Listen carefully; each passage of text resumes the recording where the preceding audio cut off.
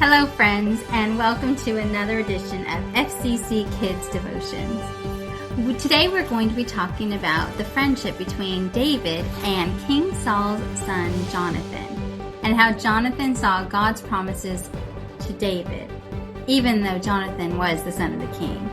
But first, we're going to play a game called Pass the Spark. The FCC kids are going to show you how to play. Let's watch. Pass the Spark is a game when the person to the right or somebody in the circle, you say something positive about them and what they are doing in your life. You are a good friend. You are a good friend. You're a good person.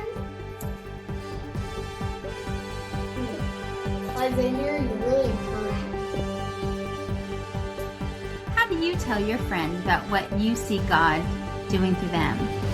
How does that build them up and keep them seeking Him in their own lives? We should encourage each other every day.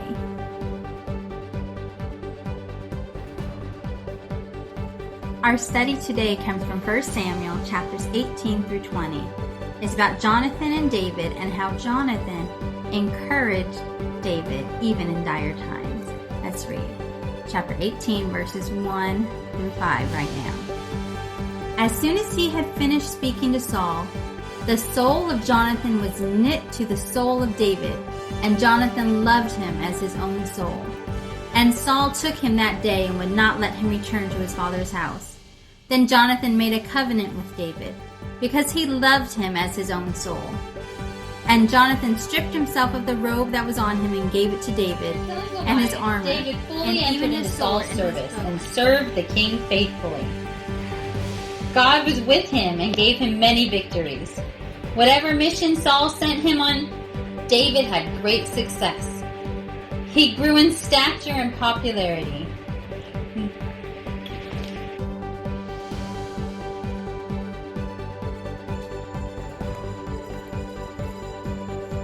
King Saul's son Jonathan saw God's hand on David. The two men became such great friends, they were like brothers.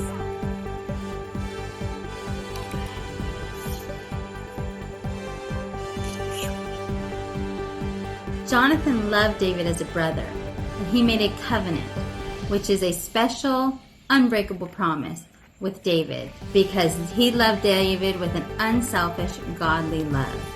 Jonathan gave David his own tunic, sword, bow, belt, and even his princely robe to show that he was committed to that promise. As David's popularity grew, the people would shout, "Saul slain his thousands, but David his tens of thousands." Yeah, David! Woo! Good job, David! Yeah! Yes, David! What about Saul? Yeah! What about Saul? Woo! Saul! King Saul became very jealous. They keep on singing about David. What about me? I'm the king. What worse can it get but the whole kingdom? In everything David did, he had success because the Lord was with him. The whole nation of Israel and Judah loved David for his. One day, King Saul called his son Jonathan to him. Jonathan, my son. I want you to go kill David.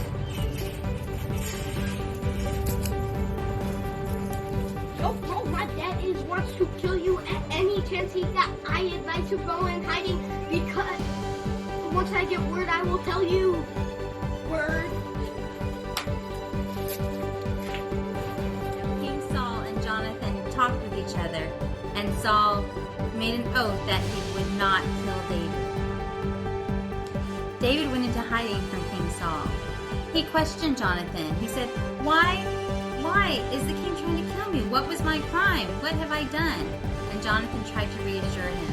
and he said that he would talk to his father. David was going to stay in hiding while Jonathan figured out about his dad on how he felt about David.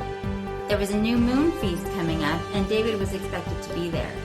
Jonathan was going to give an excuse and find out, did King Saul really want to harm David? Or was he at peace with him and there'd be no problem in David? The new moon feast came. The king sat down to eat. He sat in his customary place by the wall, opposite Jonathan, and Abner sat next to Saul, but David's place was empty. Saul said nothing that day, but the next day, the second day of the month, David's place was empty again. Saul said to his son Jonathan, Why hasn't the son of Jesse come to the meal for today and yesterday? David asked me if he could go to Bethlehem to see his brothers. Son of a rebellious woman! Don't I know you're on David's side to your own shame?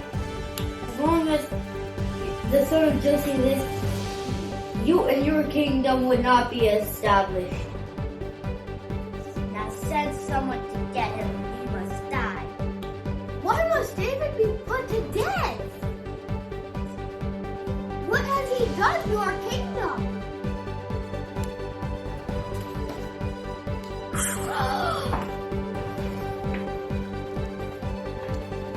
In the morning, Jonathan went out to the field for his meeting with David. He had a small boy with him, and he said to the boy, Run and get my arrows.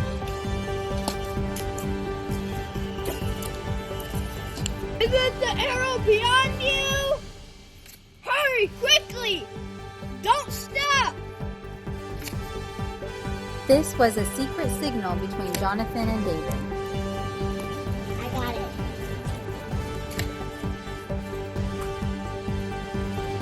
After the boy had gone, David came out from hiding and bowed down before Jonathan 3 times. They said goodbye, and they promised friendship forever.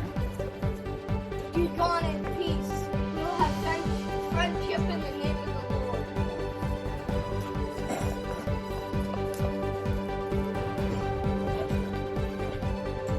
Jonathan and David never saw each other.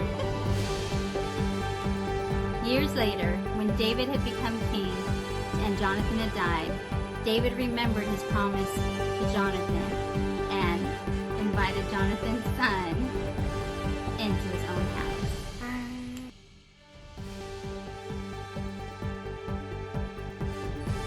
Even though Saul wanted to kill David, Jonathan saw the promise of God in David and even betrayed his own father to see God's work in his friend. Sometimes our role in life is to help someone else see God's potential in themselves. We should always look to build one another up so that God can be glorified, even if it means we don't get credit for it. Jonathan sacrificed his own future kingship for David, and I pray that you will love your friends in this way.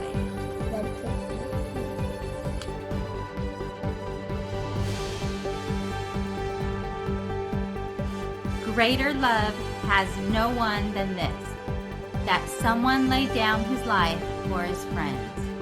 John 15:13.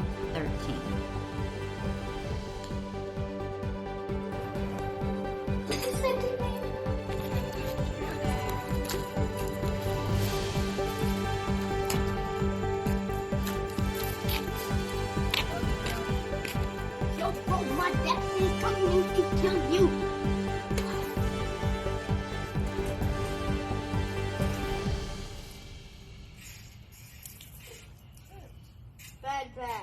Bad.